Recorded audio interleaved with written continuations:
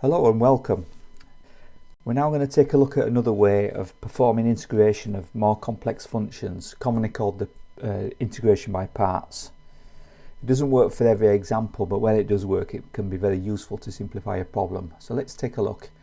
So what have we got here? If we've got the situation where we've got something multiplying something, we can use this rule as a way of solving the problem.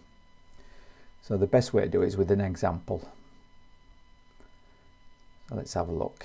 So we've got this one here. We're going to solve it from with limits from 0 to 5, and we've got 8x cos 2x dx. So what we've got here is we've got one term multiplying another one, one function multiplying another one. So we've got to find a way of solving it, and we can use this formula. So if I just move to the next page, and we'll see how we work through it. So what we're going to do is, looking at this formula up here, this rule, what we've got is on the left is we've got our expression, and we're going to expand it out as the right hand side by substituting in the values that fit on the right hand side. So what I've done is I've got a little table. These are going to be the values that we're going to substitute in. So what we do is we make a decision, and we say that we're going to designate this as the u, and this is going to be designated as the dv dx, like so. So okay, let's have a look. So u equals 8x, that's that bit there. So if I do the derivative of it, I get 8. So this is going to come in later when I come to substitute my values into here. If I look at this one, my dv dx is cosine 2x, that's that bit there. When I come to substitute that into this term here, v, and this term v, I need v, not dv dx, so I need to take a step back. So I'm going to integrate, which will give me this term here. So I'm going to substitute that in. Okay, so let's have a look. So I'll just scroll up a little bit. Okay, so what have we got? So I'll put it in square brackets because we're looking for the, well actually I'll come back to the square brackets just for simplicity. Okay, so let's have a pen as well. Okay, so we've got, it's going to be this expression. So substituting in for u is 8x. That is times v, and v is this term here, so that's going to be sine 2x divided by 2. I know there's simplifying that can be done there, but we'll save that. It's best to just get all your values in first. Okay, if we look at our formula, then we've got minus the integration of, so we've got v, so this is this term again,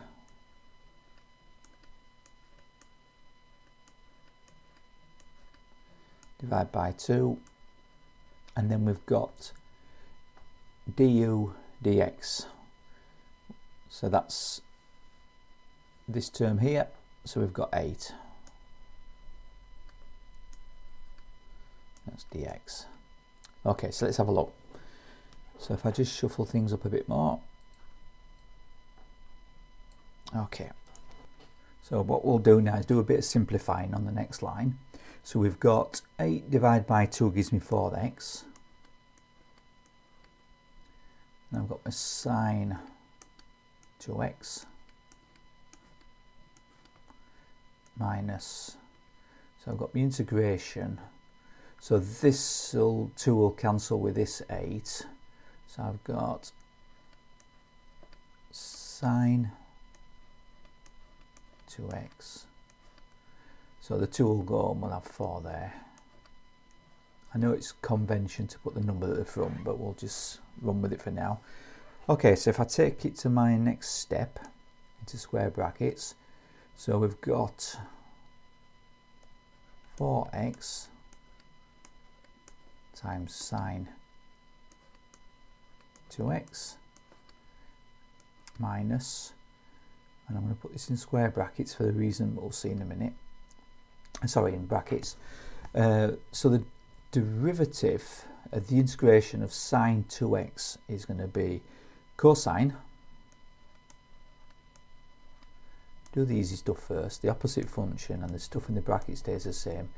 Now, to get, when you integrate sine, you're going to get a minus cos, because if you differentiate this, you get a minus sine. We've already got a minus sine, so that will make that plus.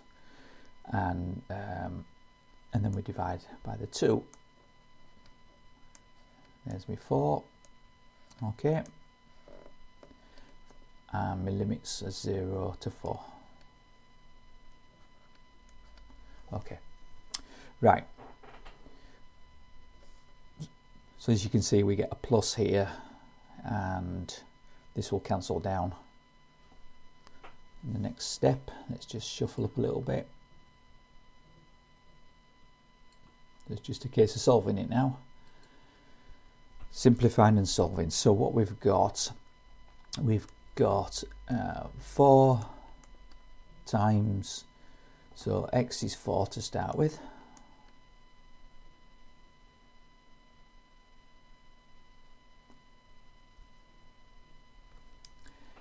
Let me just go back up a second, I've just had a thought. It's 5, not 4. See that? Okay. Let me just correct myself. It's my trademark, making mistakes. Okay. So just, as I was saying, here we've got 5.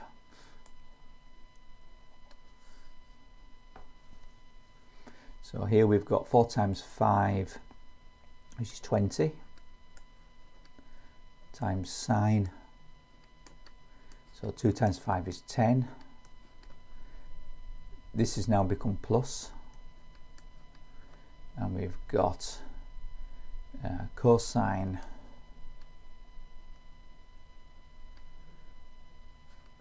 uh, 2x, which is 2 times 5, so that's 10. This 2 over this 4 cancels that down to 2. I know it should have been here, but never mind. So that's my first one, minus the one with the 0. So I've got there, we'll have 2. So I'm going to have 0, because it's the beauty of this. Put 0 in there, 2 times 0 is 0, sine 0 is 0. So all that is 0. I'll put it in longhand, plus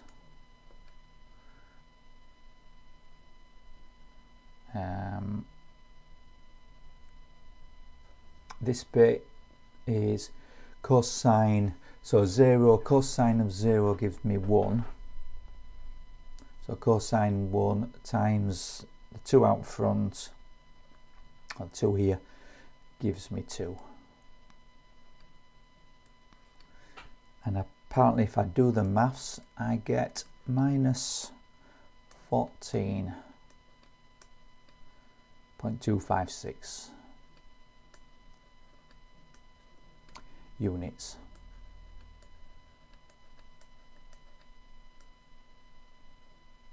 Okay. Verify the maths by all means if I've got it wrong, and judging by previous experiences I possibly have. If I've got it wrong, if you don't hesitate, just post something on the comments on YouTube. Okay, so I'm going to do some more videos after this one. I'm going to do another example to show you the things you've got to watch out for. So watch out for those other videos, and they'll give you a better understanding of how to use this function, when you can use it and when you can't use it. Okay, thank you for listening.